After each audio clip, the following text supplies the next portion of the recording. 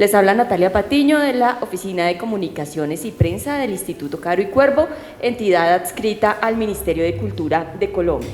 Damos la bienvenida a todas las personas que nos acompañan en esta tarde, a los estudiantes de las diferentes maestrías, a los docentes y a quienes se unen a nuestra transmisión en vivo a través de nuestros canales digitales. En esta lección inaugural nos acompañan las profesoras María Constanza Guzmán y Juliana Borrero, quienes establecerán un contrapunto entre sus enfoques, trayectorias, maneras de pensar y vivir la traducción. Traductoras y estudiosas de este campo de investigación y de práctica desde hace varias décadas. Se han mantenido en diálogo y han abordado la traducción desde perspectivas individuales que a la vez conversan y con el tiempo y la experiencia se interpelan y se entretejen.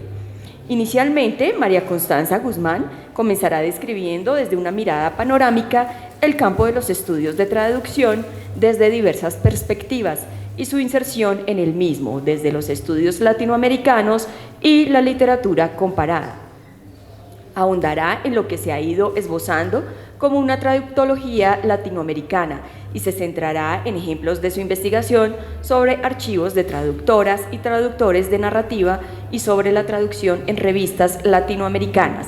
Buscará así ilustrar puntos de encuentro entre la traducción, la historia intelectual y los estudios sobre cultura impresa y materialidades de la escritura. María Constanza Guzmán es traductora y profesora en los departamentos de traducción y de estudios hispánicos en la Universidad de York, en Toronto, Canadá, universidad en la que enseña en los posgrados de Traductología y Humanidades y coordina el programa de traducción inglés-español y el grupo de investigación en traducción y contacto transcultural.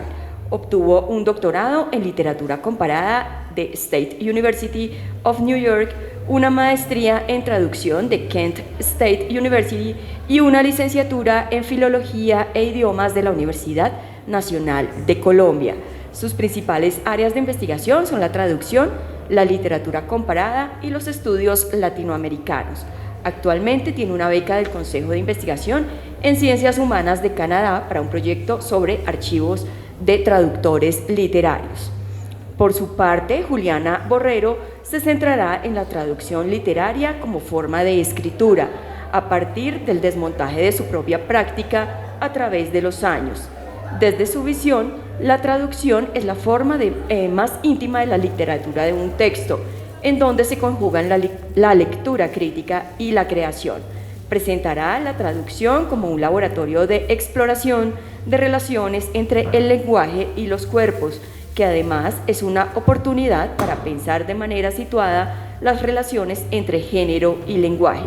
Con todo esto, la traducción se convierte en una apuesta política y estética que parte del texto, pero lo desborda. Juliana Borrero es escritora, traductora literaria, profesora y performer.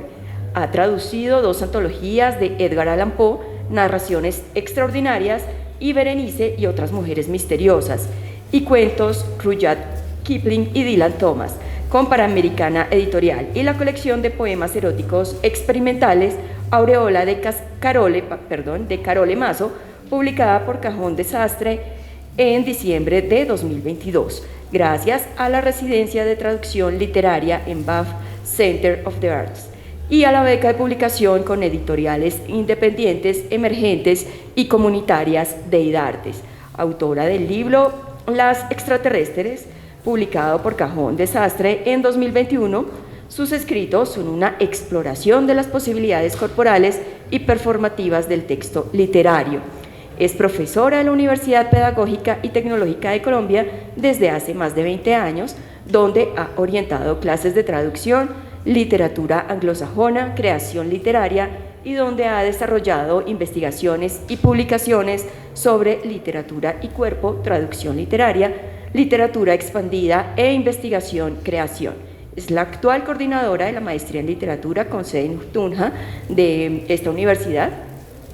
Al finalizar, las dos concluirán con una reflexión sobre la pedagogía de la traducción y su lugar donde la enseñanza de lenguas y de humanidades y sobre posibilidades y proyecciones de investigación y creación relacionadas con la traducción como eje de praxis diversas en América. Así que bienvenidas y ya me callo y les doy paso a ustedes. Muchas gracias, buenas tardes, ¿me escuchan? Bueno, ya quienes estuvieron ayer en la charla corta sobre programas de traducción y redes de investigación, ya saben que tengo la voz un poco cascada de hacer un periplo interesante por el sur. Bueno, es un placer realmente estar aquí de nuevo y ver también tantas caras conocidas y tan queridas. Para comenzar, quisiera dar las gracias al Instituto Caro y Cuervo por la invitación, en particular a la profesora y amiga Ofelia Ross, por habernos invitado a Juliana Borrero y a mí para esta lección inaugural. Hoy vamos a extender a ustedes partes de un diálogo de años, ya más de 2 décadas, en el que desde nuestras perspectivas distintas e individuales hemos ido compartiendo enfoques, trayectorias y maneras de pensar y vivir la traducción y entretejiendo relatos compartidos. La traducción en general y la traducción literaria en particular son prácticas presentes en la vida cotidiana. Nuestras bibliotecas personales y nuestra formación lectora se han configurado en buena medida a partir de libros traducidos. Nuestra imaginación narrativa, diría Michael Cronin. A diario leemos traducciones y en la academia a menudo trabajamos con teorías traducidas que por serlo logramos leer y citar. Cotidianamente negociamos individual y colectivamente experiencias de multiplicidad de lenguas y lenguajes en busca de una mutua inteligibilidad, a la vez que leemos y difundimos narrativas traducidas que circulan local y globalmente. Sin embargo, más allá de los espacios académicos y foros especializados sobre literatura y escritura, la traducción literaria no es un tema que se aborde tan a menudo. Como objeto de estudio, la traducción ha estado históricamente ligada al estudio de los textos y la literatura. En el siglo XX se fue vinculando a varias disciplinas, como la lingüística, y surgió también más formalmente en los años 70 el campo de la traductología.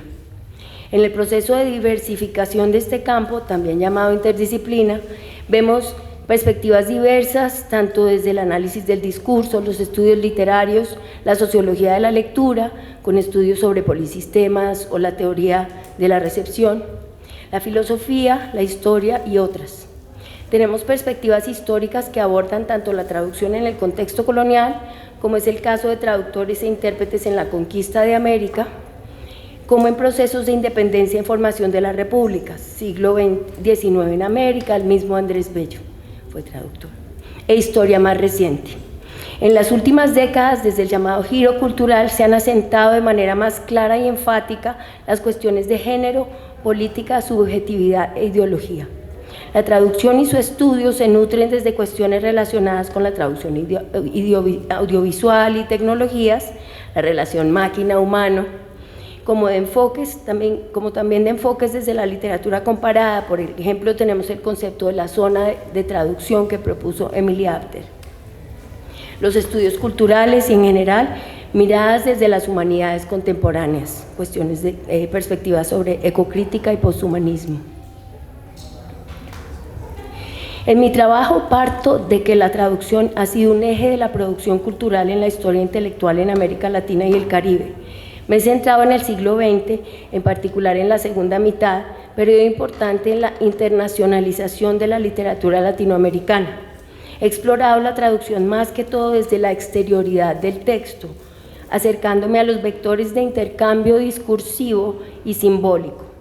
La noción de archivo, central para la crítica cultural contemporánea y la cual han desarrollado, redefinido y expandido investigadoras e investigadores en las humanidades y las ciencias sociales, se ha convertido en el eje conceptual de mi trabajo. No ahondaré en la parte conceptual porque prefiero en este rato dar algunos ejemplos de los proyectos, pero también porque la presenté en más detalles, la parte conceptual, en esta misma casa en 2019, por invitación de los queridos colegas Alberto Bejarano y Luz Marina Rivas, en el marco de las segundas jornadas colombianas de literatura comparada. Ese fue un encuentro en honor al escritor Roberto Burgos Cantor. He explorado las resonancias de la noción de archivo en varias líneas de investigación, una sobre la praxis traductora en revistas y proyectos editoriales, otra sobre archivos de traductoras y traductores en la literatura latinoamericana, con una orientación que se aleja del texto traducido para orientarse hacia quién traduce, y todo esto visto desde una óptica latinoamericana en conversación con un pensamiento propio de América Latina. Me interesa rastrear las dinámicas sociales y de producción de la traducción, las materialidades de lo traducido y también su dimensión simbólica. Busco qué imagen de América Latina, en tanto comunidad imaginada, surge a través de los mapas discursivos que se tejen con la traducción. Esa ha sido la pregunta de investigación general de los proyectos. Para una exploración de la traducción en la historia intelectual en América Latina, en el siglo XX me centré en las revistas culturales como aparatos importadores de ideas, vectores de intercambio en la historia intelectual latinoamericana y agentes de producción simbólica y de acción social. En América Latina y el Caribe, las revistas desempeñaron un papel fundamental en el intercambio intelectual transnacional. La presencia y uso de la traducción en estos espacios de encuentro, centrales en la cultura impresa, permite observar las relaciones y tensiones entre los discursos locales y las corrientes de pensamiento ajenas al ámbito local. Me centré en revistas importantes durante los años 50 al 70, periodo, según la argentina Claudia Hillman, entre la pluma y el fusil, y en especial en revistas adscritas a una visión específicamente latinoamericanista. Trabajé sobre más de 20 revistas de América. Allí en las imágenes pueden ver que hay revistas del Cono Sur, la revista Mito de Colombia, revistas también del Caribe, y recabando datos bibliográficos y de archivo y partir de preguntas, inicialmente de preguntas descriptivas, como qué se tradujo, cuáles fueron los criterios de selección, cómo se integraron las traducciones a la composición narrativa de la revista, qué estrategias se utilizaron para traducir y qué relación existe entre la visión editorial de la revista y la práctica traductora. La búsqueda de la traducción en revistas me llevó a estudiar un poco también, a modo de continuidad y de contraste, no de estudio exhaustivo, la traducción en dos proyectos editoriales importantes en esa época que estudié: el Fondo de Cultura Económica y la Biblioteca Ayacucho. Investigué la praxis traductora en estos y en las revistas, teniendo en cuenta la visión editorial y también su papel con respecto a la producción del imaginario latinoamericano. Me planteé preguntas como: ¿qué presencia tiene la producción intelectual y estética de América Latina en las revistas? ¿Y qué relación tiene, cómo se compone o configura con lo traducido? ¿Qué tanto se observa la traducción de productos culturales, de textos, de poéticas americanos en otras lenguas, como del Caribe anglófono y francófono, de Brasil, de lenguas indígenas? ¿Cómo ve la revista o proyecto editorial su relación con América Latina como región y como espacio de procesos culturales propios, también como espacio plurilingüe? ¿Y qué imagen de América Latina surge a través de los mapas discursivos que se tejen con la traducción en cada uno de estos proyectos?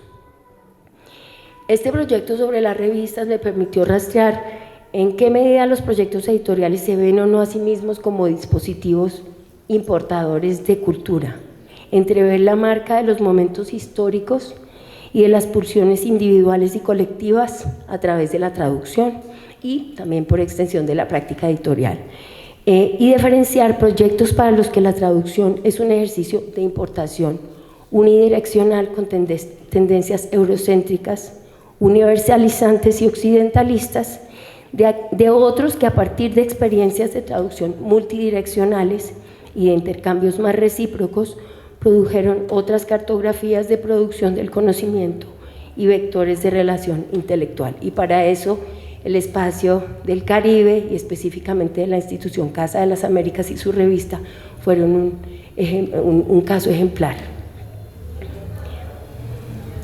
A medida que he avanzado en mi estudio de la traducción en América Latina, se me ha hecho cada vez más clara la importancia del concepto de cultura impresa. Por una parte, me ayuda a especificar que aunque la traducción va más allá de lo impreso, que es una experiencia de la vida y de negociaciones de lo social. En mi estudio me enfoco en lo que Chartier llama el mundo de lo escrito, en su heterogeneidad y sus espacios, su materialidad y sus relaciones. Esta noción, cultura impresa, también permite abarcar productos y soportes de distinta índole, en mi caso, como ven, los libros y las revistas, como lo son, los libros publicados, las revistas y otro tipo de editoriales, espacios editoriales y de escenas o escenarios del mundo del libro. Es central, esta noción cultura impresa es central para un cambio de énfasis que se aleja de la opción más normativa del estudio de la traducción. Como afirma Patricia Wilson, autora del libro La Constelación del Sur sobre la revista Sur, es importante abordar la traducción más allá del cómo hay que traducir, qué es lo correcto y qué no, que Gregory Rabassa llamaba el profesor horrendo, que se oculta tras la propuesta por parte del crítico de opciones distintas de las escogidas por el traductor. Ella lo llama la solución personal, que no tiene en cuenta, esta solución personal, no tiene en cuenta las imposiciones externas de que es objeto. Por sus mismas necesidades, el discurso normativo suele presentar el punto ciego de su propia sustentación. Wilson afirma también que esta perspectiva nos permite sacar a la traducción del estado sublimado del texto y la sitúa dentro de lo que algunos llaman la enunciación editorial y permite estudiar experiencias concretas de lectura, de traducciones e incluso acercarse a la reconstrucción de las condiciones materiales de recepción, y para ello el horizonte no es el texto, sino el objeto que es su soporte. Considero que para el siglo XX en América Latina la cuestión de la cultura impresa es clave también porque permite ir más allá de lo estrictamente literario y hablar de narrativas, proyectarnos e integrarlo en composiciones más diversas.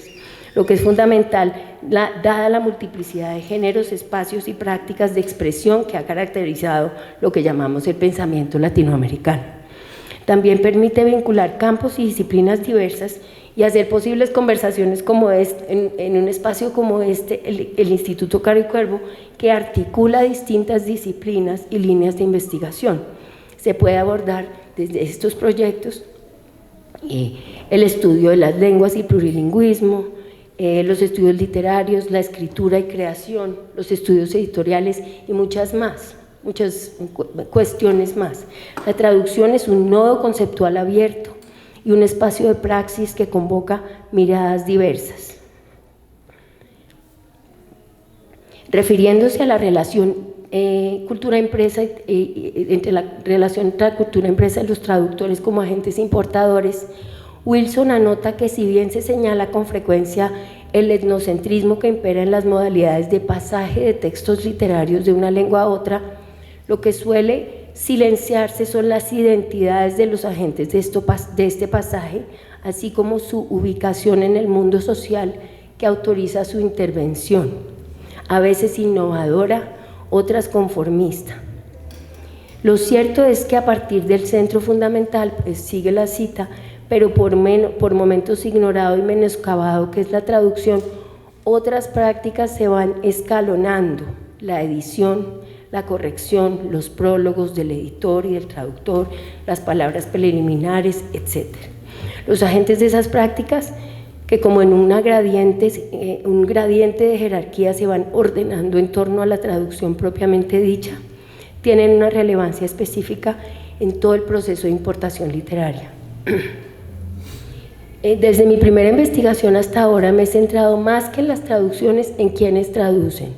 Parto de la premisa de que la imagen de las literaturas, más allá de las fronteras nacionales, se construye en gran medida a partir de la traducción y que las traductoras y traductores son los agentes responsables de ese flujo textual entre el norte y el sur y reflejan su impronta en los textos y sus modos de existencia y circulación. Al inicio del proyecto que ven allí, Voces de Traductores, comencé estudiando la construcción de lo que Eloísa Barbosa, la brasileña Eloísa Barbosa, llamó la imagen virtual de América Latina a través de la traducción literaria. Para ese proyecto me centré en el espacio angloamericano, especialmente en Estados Unidos, en los años 60 y 70, el mismo periodo del proyecto de las revistas, y pues obviamente el momento del llamado boom, una creación de un canon y una imagen de América Latina a través de su literatura. Para la tesis doctoral, que culminó en ese libro, me centré en Gregory Rabassa, traductor de obras de García Márquez, Julio Cortázar, Clarice Lispector y más de 60 autoras y autores cuyas obras tradujo del español y el portugués. El proyecto se inició con una investigación sobre su legado que contempló desde su historia de vida hasta la circulación y recepción de sus traducciones en el contexto de la Guerra Fría. Estaba caliente el campo cultural, pasando por su propia visión del papel que desempeñó en la producción del conocimiento y la cultura. Un aspecto importante de esta investigación ha consistido en rastrear los textos y documentos de traducción. Me refiero a las traducciones mismas y también a sus enunciados, los enunciados y reflexiones de traductoras y traductores, la manera como se pronuncian sobre su trabajo. Consideré necesario buscar esa voz del traductor siguiendo sus huellas escritas, las cuales en ocasiones son muy leves y sutiles. Entre estos textos encontramos, además de las traducciones, artículos y entrevistas. Los textos de traductores publicados son en su mayoría de carácter paratextual. Los expresamos en notas al pie, en el mejor de los casos en prólogos. En contadas excepciones, nuestra visión se ve reflejada en un libro. Al ir acercándome a los materiales, se fue revelando la noción del archivo del traductor. En el sentido más tradicional, este comprendería su acervo material y textual, las traducciones, estos textos, entrevistas, etcétera, pero también los llamados manuscritos modernos, es decir, materiales inéditos como versiones preliminares, borradores con anotaciones, correspondencia y otros documentos similares. Al leer el archivo de un traductor o una traductora podemos dilucidar sus teorías, sus visiones sobre el lenguaje, etcétera.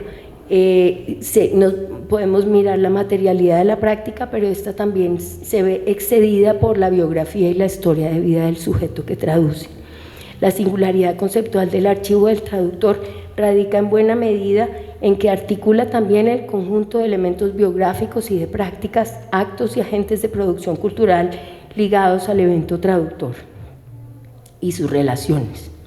Sin entrar mucho en detalle, puedo brevemente mencionar que la observación de los archivos me ha sugerido reflexiones acerca de la relación entre la biografía y la práctica, las condiciones de la misma, su relación con autor, la relación entre autor-traductor, las visiones de la traducción y manifestaciones del pensamiento sobre la práctica que se pueden entrever en los espacios de expresión de traductores y con sus marcas tanto individuales como colectivas y generacionales.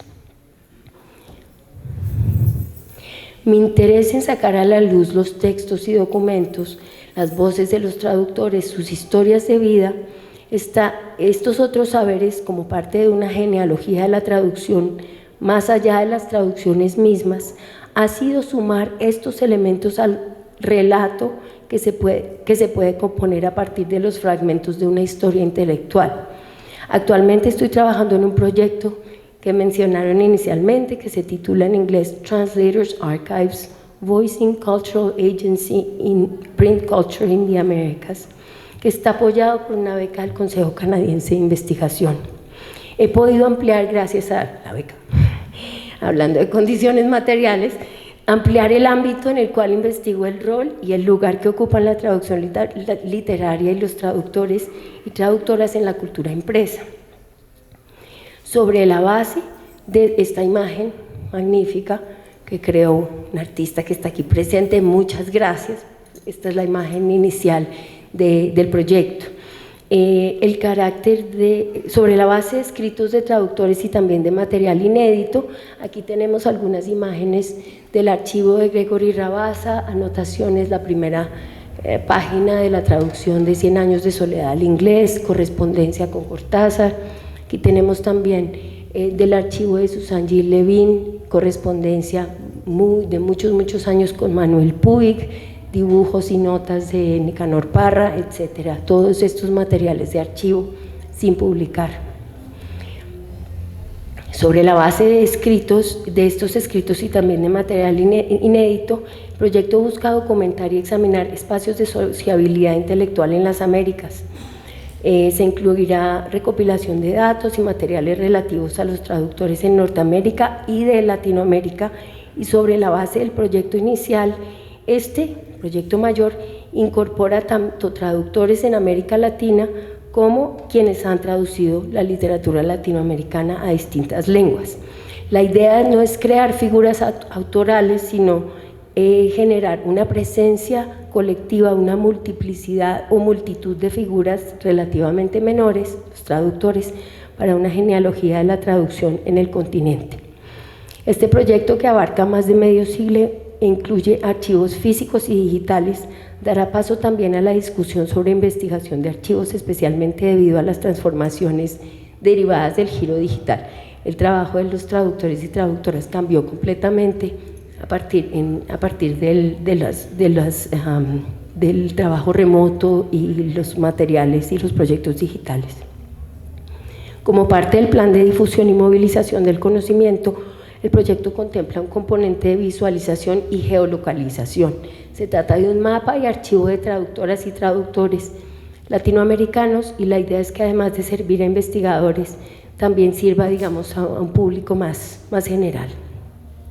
Esperamos generar mayor conciencia sobre la importancia de la traducción y también ir generando una cartografía dinámica de redes transnacionales de producción cultural que nos ayude a revelar la mecánica y las dinámicas de las relaciones intelectuales y de la transmisión hemisférica de las narrativas. Vista desde el campo intelectual, la traducción es parte del engranaje de lo que Beatriz Sarlo llama la máquina cultural. Como experiencia de acción social, nos ayuda a entender, como sugiere Gustavo Sorá, los mundos sociales y culturales que se generan a partir de lo impreso. Sorá afirma que el estudio contemporáneo de lo editorial se deben incorporar diversos estudios de la industria y también otras funciones, tales como las de diseñadores, libreros y libreras, maestras, y entre ellas la traducción en ese contexto. Desde una visión crítica de las estructuras globales de intercambio cultural y de comunicación, Sorá, Elbron y Sapiro anotan que en lugar de mayor diversidad y pluralidad de pensamiento, las dinámicas de mercado hoy impulsan la homogenización y aplanan el universo.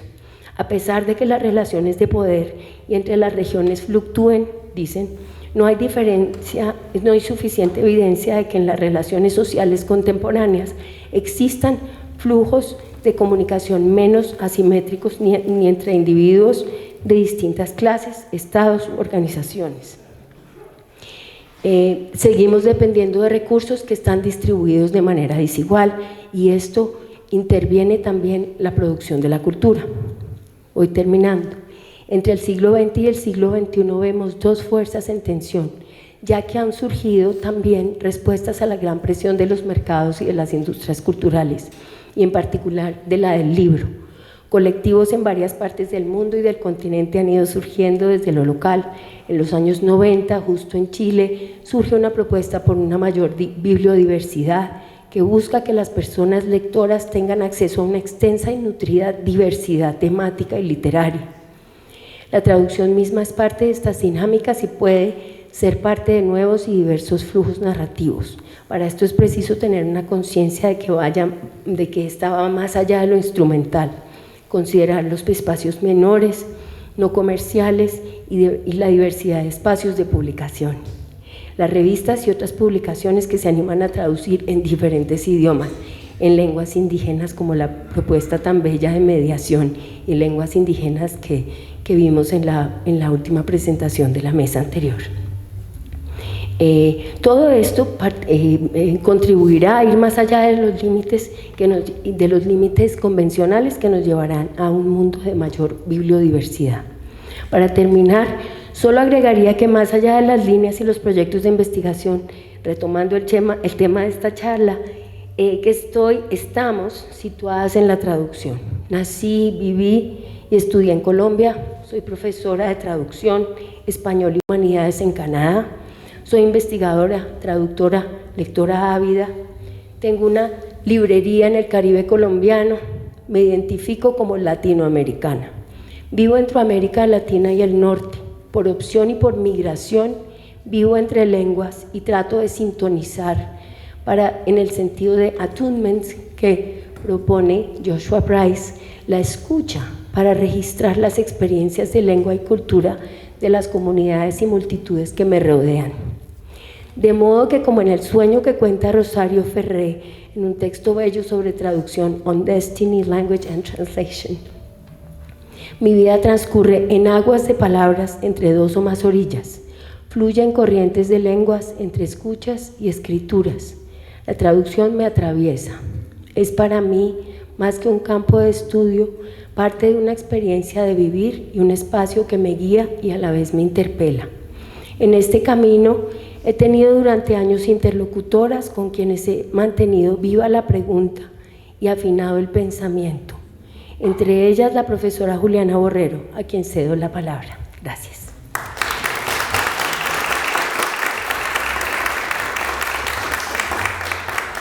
Buenas tardes. Estoy muy feliz y muy honrada de estar aquí.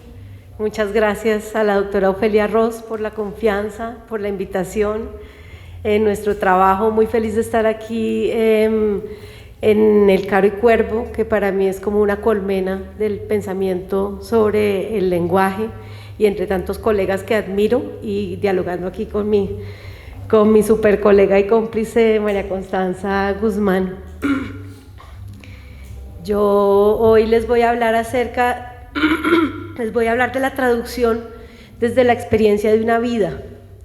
La traducción literaria ha sido una práctica que me ha acompañado desde hace 30 años en mi vocación como profesora de literatura y en mi pulsión de escritora y de performer.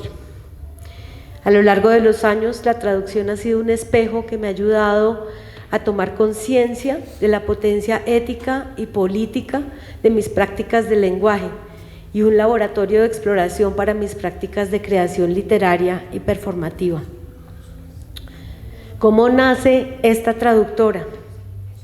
Antes de que nazca la traductora, hay que hablar de una niña que crece en el privilegio de un hogar donde el español y el inglés fluyen igualmente como lenguas de cariño, con un abuelo médico humanista del Líbano, Tolima, que aprende alemán traduciendo de manera empírica las obras de Wagner y aprende inglés traduciendo La breve historia del mundo de H.G. Wells.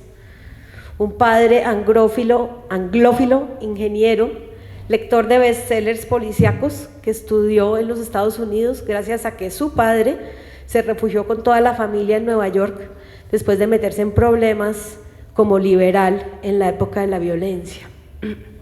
Y una madre egresada de colegio de monjas bilingüe, que sin tener la posibilidad de ir a la universidad como la mayoría de las mujeres en su época, ejerció como secretaria bilingüe hasta llegar a convertirse en una de las traductoras técnicas e intérpretes más duras de este gremio. Crecí en un hogar lleno de diccionarios y era común ver los cuadernos de mi madre, que traducía a mano y luego pasaba a máquina, su cartuchera con lápiz, borrador, esferos, sus múltiples versiones de los textos y sus glosarios. Crecí con 2 lenguas fluidas y rodeada de todo este contexto, pero no puedo decir que nadie nunca me haya dicho: mira, esto se puede hacer entre las lenguas, esto es traducir. Como heredera de 2 lenguas, heredas también esto, esta posibilidad, este compromiso, esta herramienta. Segunda escena. La traducción es imposible como necesaria, dice Jacques Derrida en Le Tour de Babel. Me encanta esta definición, que es una paradoja en sí misma. ¿Cómo algo puede ser imposible y a la vez necesario? La tarea del traductor, entonces, siempre es un bordear la imposibilidad, un tantear en la oscuridad, un negociar con el texto en una lengua origen para que éste ceda, para que entregue sus secretos, para que acepte bailar hasta llegar a la lengua meta. Me fue encomendada la tarea de hacer una traducción de los cuentos de Edgar Allan Poe a los 22 años, gracias a un compañero de universidad que trabajaba en Panamericana Editorial y que se acordaba de los cuentos góticos que yo escribía en la universidad. Me hicieron la prueba y salí seleccionada. Durante 6 meses, encerrada en mi apartamento con un gato, trabajé en la traducción de narraciones extraordinarias y de una antología que se llamaba Berenice y otras mujeres misteriosas. A la par que en la tesis, que al no poder hacerla en escritura creativa, porque no se permitía en esa época, la hice sobre mis traducciones de Poe. En la práctica fui desarrollando un método que me enseñó mi madre y que he ido puliendo y perfeccionando a lo largo de los años y que todavía utilizo. Inicio con una traducción literal de cada oración, luego hago un intenso estudio de sinónimos, luego reviso asuntos de ritmo y sonoridades, leo en voz alta y tomo decisiones de las mejores combinaciones. Después de eso paso por un lector externo, marcamos los lugares problemáticos y vuelvo a empezar. A veces basta con 2 revisiones, a veces he hecho hasta 7 o 8 revisiones de un mismo texto. Me prometí no mirar ninguna de las traducciones existentes hasta terminar la mía. Estudié los cuentos de Poe intensamente durante meses, la estructura gótica, la figura recurrente de la mujer amada que muere y retorna, esa racionalidad extrema al borde de la locura. El diccionario de sinónimos de Sáenz y Robles se convirtió en mi mejor amigo. Además de eso, me acompañaron un grueso diccionario bilingüe, así como diccionarios monolingües en español e inglés, y un diccionario Oxford del siglo XIX con una sección de diccionario pictórico al final que había encontrado en la casa de mi abuelo. Aprendí a conocer los giros de la lengua inglesa del siglo XIX como la palma de mi mano. A pesar de que nunca había estado en Europa, aprendí a conocer los detalles de la arquitectura, el mobiliario y la iluminación de las mansiones inglesas. Hacía planos de las casas, mapas de la frenología, estudié los efectos del opio. Descubrí que el sillón con ruedas, mencionado en El Cuervo, era un objeto de la última tecnología en el siglo XIX. Estudié los movimientos de la marea, los tipos y las partes de los barcos para traducir el descenso al maelstrom. Me engolosiné haciendo listas de palabras, todos los verbos que tienen que ver con fuego, todos los verbos que tienen que ver con movimientos del agua, todas las palabras que insinúan el terror. La traducción literaria es la forma más íntima de lectura. Un traductor debe conocer cada detalle del texto que traduce, su sentido, su tono, sus referentes, sus sonoridades, como la palma de su mano. Embebida en este proyecto, comprendí que cada palabra seleccionada, cada verso u oración, cada signo de puntuación, decisión de sonoridad o ritmo, es un hilo que conecta directamente con el sistema nervioso de un texto vivo. ¿Cómo traducir el terror?, me preguntaba. En el epílogo del traductor de Berenice y otras mujeres misteriosas, escribí: este terror no se puede traducir. De Poe solo puede traducirse la oscuridad, el silencio, los latidos internos de su ritmo, ese no sé qué, que no sé cómo, afecta todo. La mecánica del terror. No se traduce desde el centro del cuento, sino desde el borde de la sombra. Desde allí el traductor manda pequeños dardos hacia el único sitio donde puede producirse el eco del original. Y al hacer aparecer el terror, el misterio que no se resuelve, la obra de Poe regresa con una nueva inyección de vida. Bueno, tercera escena. Con la entrada a trabajar en la universidad, como docente, mi relación con la traducción cambió. Ya no tenía tiempo de emprender traducciones literarias, entonces empecé a usar la traducción estratégicamente para fundamentar mis actividades de investigación e incluir a los estudiantes en los temas sobre los cuales estaba trabajando. A partir de mis estudios de maestría, en 2005 había empezado a cuestionar los estudios literarios desde preguntas que venían del campo llamado Embodiment Studies, término que hasta el momento ha sido traducido de manera desafortunada como incorporación, encarnación o corporización, pero que yo prefiero llamar epistemología desde el cuerpo. Mi investigación tenía que ver con entender desde la teoría y desde la práctica creativa qué podía ser una escritura desde el cuerpo. Con la pregunta por el cuerpo, la traducción tomó un nuevo giro. Se convirtió en un laboratorio de exploración de la relación entre el lenguaje y los cuerpos. Junto con mi maestra, la cineasta y filósofa canadiense Ellie Epp, escribimos un artículo de ombligo a ombligo, donde yo traducía al español su poema What Will We Know, y a partir de esa experiencia reflexionábamos sobre la escritura y la traducción, cuando se tiene el cuerpo como punto de partida del lenguaje. Detrás de nuestras palabras está el mapa del cuerpo, situado en constante creación de sí mismo, de los demás y del mundo que habitamos. El poema no representa el cuerpo, sino que es en sí mismo una experiencia de lenguaje encarnado. Describe, ficciona una experiencia de aprendizaje. Sus palabras despiertan redes de conocimiento, reconocimiento corporal, nos tocan y al hacerlo nos modifican, haciéndonos recordar esa experiencia en el propio cuerpo. Esta traducción la empecé con mis estudiantes como una lectura de clase, haciéndolos leer en voz alta y intuir en sus propios cuerpos qué era lo que significaba esta epistemología desde el cuerpo. A partir de ahí hicimos una traducción colectiva, sintiendo los ritmos que cada uno ponía en ese texto. Luego yo trabajé el texto sola y luego lo trabajé con la autora, que era como una ciega monolingüe porque no hablaba español, y ella me iba diciendo por dónde sentía que el texto, por dónde sentía que la traducción debía ir, por dónde le parecía que no, que era demasiado, que estaba demasiado cargada, que estaba demasiado expresiva, más de la neutralidad que ella quería. Yo, su traductora, fui su lazarillo en la oscuridad de una lengua nueva, ella una vidente inspirada. El poema fue un espacio de activación de la memoria de un cuerpo, que a su vez toca otro cuerpo y otro. Traducir es tantear en el territorio desconocido de un cuerpo, reconocer a través del cuerpo el origen encarnado del lenguaje. Traducir es una forma de escucha profunda, tusaji, y entrega, tanto al cuerpo del otro como al propio.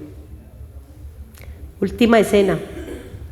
¿En qué momento nace esa conciencia de lo que significa ser traductora, distinto a un traductor? ¿Qué significa apostar por la traducción como una práctica feminista? En un lugar entre la memoria, la imaginación, la experiencia y el amor al lenguaje, con un océano de por medio y océanos de palabras, sintaxis y bruma entre ellas, dos mujeres se encuentran. Las dos mujeres son escritoras. Las dos mujeres creen que la literatura es un exorcismo para tanta muerte a su alrededor. Quiero traducirte, dice la escritora cachorra. Quiero que existas en el mundo de mi lengua. You have my blessing, dice la autora con más cancha.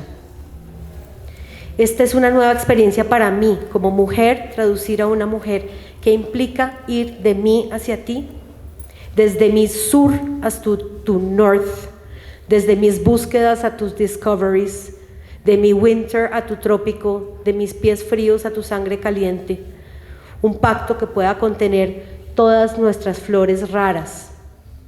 Así fue como empecé a traducir Aureola en el 2008, un libro de poesía erótica contemporánea sobre el deseo y todas sus formas, narrado desde la óptica de una mujer lesbiana, escrito por la autora estadounidense Carol Mason. Un libro exquisito y en principio imposible de traducir por las libertades que se toma al hacer de la palabra y la forma actos eróticos en sí mismos. Con la bendición de la autora empecé a hacer la traducción y me gané una beca para formar parte del Centro Internacional de Traductores Literarios del Banff Center of the Arts en Canadá, una residencia maravillosa en la que trabajan y tallerean sus proyectos traductores literarios de todo el mundo, donde los traductores por primera vez son tratados como sujetos con derechos propios. La traductora feminista nace en el momento en que hace conciencia del escarpado borde, desde donde un cuerpo de mujer y de mujer lesbiana ha tenido que pararse para producir lenguaje. Para traducir, tuve que reconocer lo que este cuerpo de mujer ya conocía profundamente sobre la traducción, desde siempre, porque el lenguaje siempre y nunca ha estado allí para nosotras. Escribe Margarit Duras: considero que la literatura femenina es una escritura orgánica traducida desde las tinieblas, desde la oscuridad. Las mujeres han estado en la oscuridad por siglos, no se conocen a sí mismas o muy poco, y cuando escriben, traducen esta oscuridad. La escritura femenina es una traducción de lo desconocido, una nueva forma de comunicación en lugar de una lengua ya formada.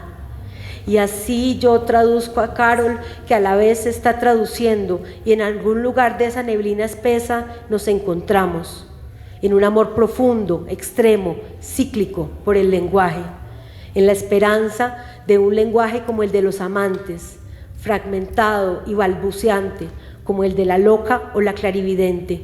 Es allí donde nos encontramos. ¿Y qué significa la palabra de una lesbiana en ese borde? Para Nicole Brossard, contemporánea de Meisel, el espacio lesbiano es un espacio radical donde lo poético, lo cotidiano y lo analítico se entretejen para capturar la totalidad de la experiencia de las mujeres. Una mujer que se reapropia a sí misma. La lesbiana es una exploradora, una anarquista, una feminista que con su propio cuerpo inventa todo por fuerza de la atracción que siente por las mujeres. Una lesbiana es la única posibilidad de una ontología para las mujeres, escribían las feministas lesbianas de la época. Esto es lo que una mujer puede hacer por otra. Aquí se encuentran la lesbiana y la mujer. Es aquí donde la amante, la traductora, la escritora y la activista se encuentran. Aureola fue escrito en la década de los 90 en Estados Unidos, en épocas de efervescencia lesbofeminista. Cuando yo lo leí a principios del año 2000, escasamente podía pronunciar esas palabras, lesbiana o feminista. Las pronunciaba en voz baja como un secreto, quizás también como un deseo, marcada por el temor de que las mujeres que usaban estos términos iban a ser inmediatamente marginadas del mundo cultural. Durante 14 años trabajé en la traducción de este libro, mapeando sus ritmos, estudiando sus repeticiones, sus silencios, sus intertextualidades, su extrañeza en el uso del lenguaje, haciendo un borrador tras otro. Cuando al fin pudimos publicarlo con Cajón Desastre en el 2022, en esta hermosa edición con portada de Karen Lamazón, gracias a la beca de publicación de libros por editoriales independientes, emergentes y comunitarias de IDARTES, nos dimos cuenta de repente que había cambiado totalmente el panorama de la expresión feminista. Gracias al trabajo de tantas y tantos y tantes, los feminismos y el pensamiento queer latinoamericano ya se habían hecho una voz y un lenguaje y unos lugares mucho más visibles y presentes. Es hermoso ver que 20 años después de la publicación en Estados Unidos, cuando Aureola al fin llega al español, hay cuerpos y preguntas que visiblemente lo acogen. Estudios universitarios en género, colectivas feministas, movimientos LGBTI, activismos del placer, lectoras y lectores que pueden entrar en esta experiencia del lenguaje sin miedo. En el proceso yo también me transformé, sin que fuera mi intención. Para traducir a Aureola me hice feminista. Aureola también fue mi escuela de una escritura que es promesa de libertad. Me permitió escuchar los matices singulares de mi deseo y optar por una vida alineada con sus formas. Pero la traducción no terminó hasta aprender a desenmarañar mi voz de mujer latinoamericana de la de la autora, hasta tomar posición y hacerme crítica, hasta entender que cada nueva traducción es una forma de escucha fina que deja en nuestras manos el hilo para entrar en una conversación más amplia.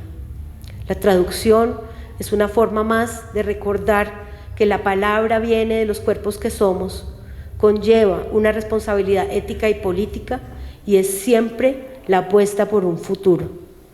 Con esto los invitamos a hacer parte también, a hacer de la traducción parte de sus prácticas y esperamos haberlos entusiasmado con todas las diferentes formas, planos, metáforas, modelos, posibilidades que la traducción trae al estudio de las lenguas. Muchas gracias. De la lengua y de las lenguas.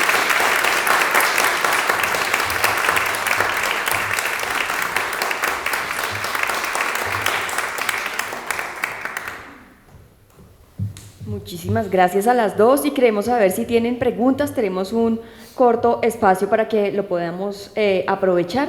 Entonces me hacen la intención y se acercan. Tienes que acercarte, sí, para que quede en la transmisión, puedan escuchar.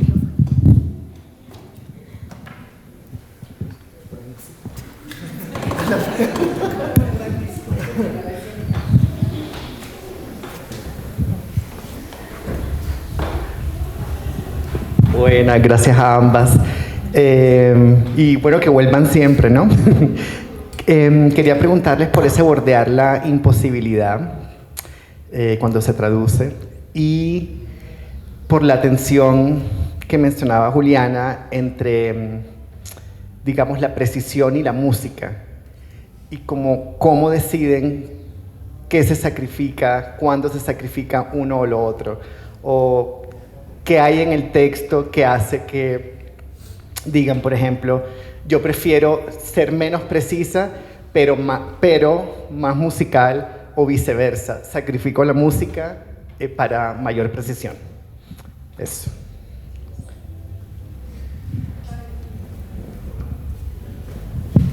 Empiezo yo con una parte de la respuesta breve para que después Juli hable más bien de su experiencia. Hay una de las traductoras que he trabajado, se llama Susan Gil Levin, que bueno, tradujo Tres tristes tigres de Cabrera Infante, ha traído, bueno, poquitas pintadas de Puig, y como Rabasi, pues traductora de Lo imposible, ¿no? Entonces, lo que dice Gil es que en la intraducibilidad no es donde se acaba la traducción, es allí donde comienza justamente donde es mayor la distancia entre un texto y otro, entre una voz y la otra, ¿no? Entonces, ¿qué se traduce? Se traduce voz, se traducen las voces. ¿Y qué se hace al traducir? En parte, pues yo llevo muchos años mirando definiciones diferentes de la traducción y me gusta una que es crear una experiencia de lectura análoga. Para crear una experiencia de lectura análoga en lo que Juli llama las intensidades del texto, uno se va lejos de la forma.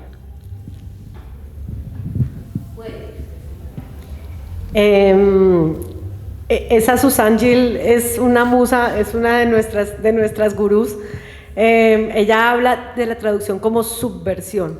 Entonces, ahí hay bueno, estamos hablando de la traducción literaria, ¿no? La traducción de un contrato legal, pues no puede ser subversión, porque si no, no cumple. Pero básicamente es como en ese acto de traslado tú vas a reproducir el mismo efecto que ese texto tiene, o vas a hacer el mayor esfuerzo posible para reproducir, no tanto el texto, porque es imposible el texto completo, sino el efecto de ese texto. Entonces ahí viene, digamos, nuestro entrenamiento como lectores, de ver qué es lo importante en este texto. Es más importante la música, es muy importante el argumento, es más importante que el lenguaje tenga cierto registro dialectal, como cuáles son las prioridades de ese texto, y entonces uno se la juega para que eso llegue al otro lado, o sea, le apuesta unas cosas sobre otras porque sabe que no todo va a llegar al otro lado.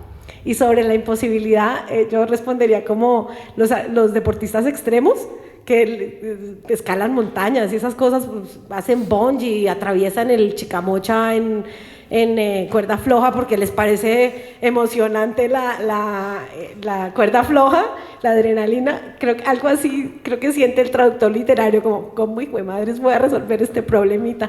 Y eso es muy interesante ver cómo finalmente el texto logra ceder y se logra alguna versión de esa imposibilidad, pero sí, yo creo que hay que priorizar y apostar y estudiar muy bien el texto como crítico, pero también desde otro lugar que es como creador, o sea, ¿Cuáles son las prioridades aquí en la creación? ¿Cómo funciona esto como una composición orgánica profunda? ¿Alguien más quiere hacer alguna pregunta? Última oportunidad.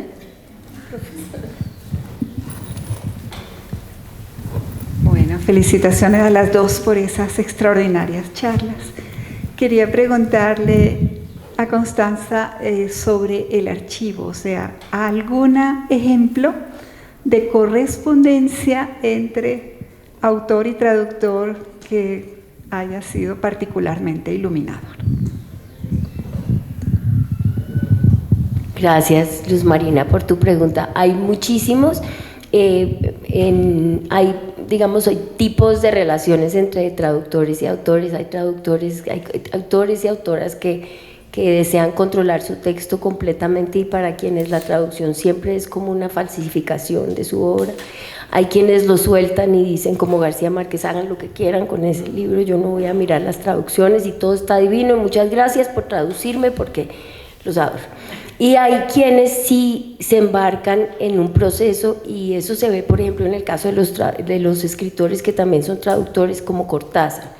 Entonces Cortázar, en las cartas de Cortázar, no sé si las han visto, pero están publicados varios volúmenes por Alfaguara, hay mucha correspondencia con traductores, y ahí uno ve cómo esa relación va mucho más allá de darle continuidad a un texto en otra lengua. Va, por ejemplo, recomendándose autores, recomendándose películas, contándose, digamos, la cadencia de un texto como parte de un disco de jazz. Toda esa intimidad es parte de como la intimidad del taller de la escritura. Es algo que comparten los traductores con los escritores, que no comparten los escritores tanto con el crítico, con quienes lo estudian o con los periodistas. Es porque están en esa intimidad de la creación conjunta. Y otra experiencia de correspondencia muy hermosa es la de Manuel Puig con Susan Gil Levin, donde se puede rastrear por una parte todo un ejercicio, digamos, de producción cultural que va desde la literatura hasta la cultura de masas, los montajes de sus obras en Broadway para teatro, por ejemplo, pero también una solidaridad de género y de existencia en el continente americano, ¿no? De las condiciones políticas y económicas que hacen, que definen tanto la asimetría entre el norte y el sur, y cómo en esa solidaridad y en esa amistad se pueden generar, y todo esto a partir de la traducción, ¿no? Entonces Gil Levin escribió una biografía muy bella de Manuel Puig, que es muy extensa, y si uno la lee uno se da cuenta que esa biografía solamente la puede escribir una traductora, es muy diferente de un biógrafo, por ejemplo. Gracias. ¿Alguien más quiere hacer una pregunta? Adelante, por favor.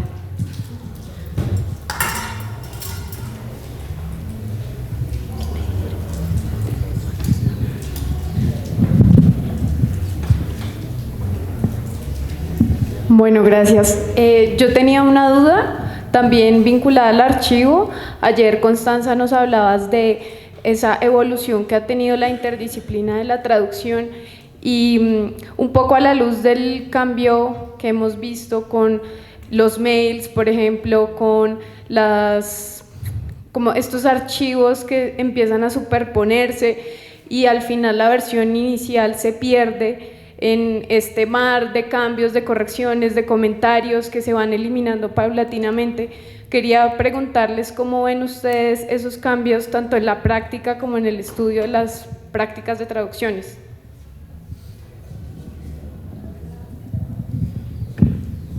A raíz de mi obsesión con el archivo de traductores, Juli se puso a pensar en su propio archivo. Entonces, ella les puede dar ejemplos de cómo lo impreso inédito también se pierde. Lo impreso inédito es efímero, uno hace una curaduría muy caprichosa de lo que conserva uno, sus fotos, qué postales guarda, es una cosa muy personal.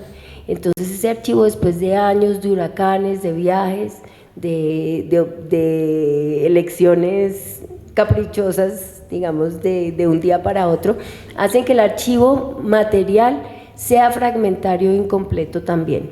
Pero esa cuestión del archivo digital es fascinante porque pues apenas estoy empezando la investigación, entonces no sé muy bien qué va a surgir, pero hay, digamos, hay traductores y escritores que están haciendo un ejercicio deliberado de conservar sus correos, sus borradores de traducción, y quizás incluso esas cuestiones de pruebas de corrección y de borradores, si uno no elimina los archivos, se puedan conservar incluso más. Pero yo espero, con el proyecto que voy a comparar más materiales, que ahí se vea también qué impacto tiene este cambio del giro digital en las poéticas, en las elecciones, en los ritmos mismos de los textos. Pero Juli, no sé si quieres hablar también de tu propio archivo y de lo que... Pues estaba tratando de tener unas diapositivas de mi archivo, pero no lo pude encontrar, no me acordaba en cuál carpeta estaba.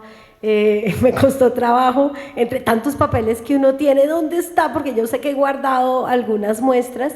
Creo que en mi caso yo trato de guardar en el paso entre la escritura a mano y la escritura en computador, trato de guardar algunas cosas. Me gusta mucho hacer glosarios, que es algo que aprendí también de mi mamá, que es la importancia de que el traductor haga sus propias listas de palabras y las listas relativas a cada traducción, y eso se hace mucho en traducción técnica, porque son palabras encontradas con mucho sudor, pero en literatura es bellísimo hacerlas, porque entonces yo decía, bueno, ¿cuál es el glosario en literatura? Todas las palabras para hablar del fuego, por ejemplo, con Poe, que toda la iluminación es a gas, todo el tiempo hay palabras que tienen que ver con el fuego, con la llama, con la llamarada, con la chimenea, entonces había que tener todo un vocabulario al respecto, o en los cuentos marítimos. Entonces esas listicas yo las he ido guardando. Con Aureola, que es un libro erótico, tengo una cantidad de colecciones de palabras para hablar acerca del sexo, para hablar acerca del contacto de las pieles, para hablar acerca de las partes del cuerpo, y tengo una libretica donde guardo eso. Entonces tengo ese montón como de cacharritos, pero no los tengo sistematizados, y Constanza me está inspirando a sistematizarlos. Después les contamos más porque tenemos muchas anécdotas, pero parece que se nos acabó el tiempo, así que muchas gracias. Muchas gracias a ustedes.